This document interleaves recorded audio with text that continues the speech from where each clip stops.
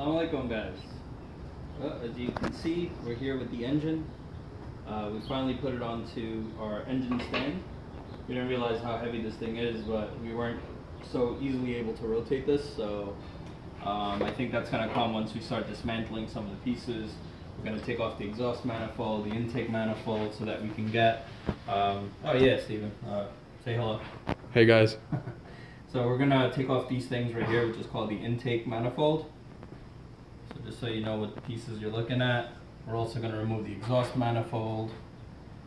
And then a lot of these wiring connections up here, up top.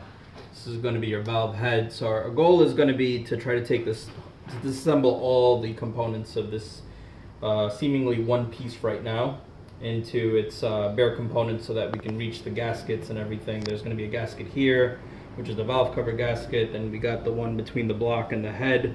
When I say head, I'm referring to the cylinder head right here. There's something called a head gasket in between. When we take off the exhaust manifold, we're going to have another gasket called the exhaust manifold gasket. And same for the intake manifold. There's a gasket right in between here that we're going to be replacing. As we come across, once we start removing multiple pieces, we're going to see more gaskets. You can see this one right here as well. This is the oil pan gasket. So we couldn't narrow it down. Remember, if you remember our original I guess inception video that told you why we're gonna go ahead and replace these gaskets, is because one of these were leaking. We couldn't really figure out which one, but you know, to get to this one here or to get to the head gasket requires a whole multitude of things that we had to do anyway. So that was the reason for pulling up the engine like we described to you. Just so that you know, the engine is here, cuts off here, and then if you remember from our last videos, we also had the transmission kind of shifting out. So we'll just show you where the transmission is. Sorry, we're doing a little bit of cleanup here, but here's the transmission. So there's only a series of about 6 bolts. You can see one, two, and then all across, all around, there was about 6 bolts. And then there was drive plate bolts, which attached to these holes right here. Can you see any of those, Steven? Yeah. So those bolts, there were 8 of those. We just removed that so that we could take out the transmission. The only thing aligning the transmission with the engine are these pins right here called dowel pins. So when we're going to use these later on to align the transmission back into the engine on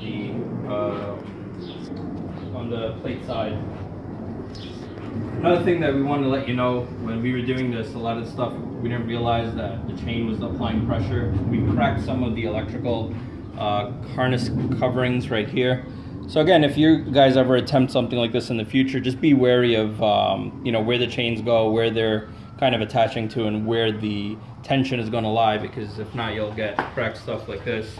Another thing that we noticed right here, if you could zoom in here, Steven, if you could show them. This little thing right here is a connector that is... Where's that connector? Right here. Ah, right here. We don't know what this is, but we predominantly believe it to have broken off.